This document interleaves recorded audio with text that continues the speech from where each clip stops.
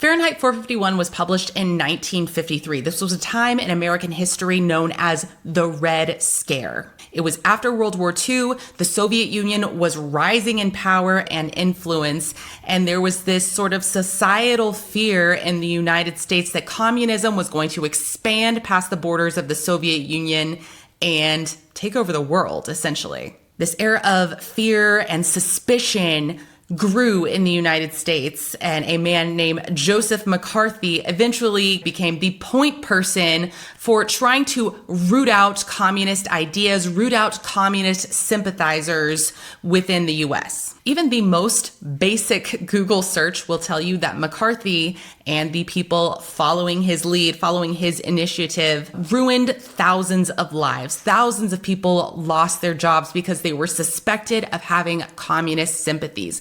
Hundreds of people were sent to prison. People literally had their sanity questioned over this. And very frequently, when people fell under suspicion of McCarthy's committee, there was no actual evidence against them. Even the smallest suspicion could derail someone's life. It could cost them their job and invite legal action. So this era of suspicion, this hypervigilance is what Bradbury is writing into. Bradbury actually published several short stories prior to Fahrenheit 451. One was called Bright Phoenix, one was called The Pedestrian, and one was called The Fireman. If you are already familiar with the text of Fahrenheit 451, you know that those are images that show up within this text. So Bradbury had already been wrestling with these ideas of a hypervigilant society, a suspicious society, censorship, ideological repression for several years before he published this novel.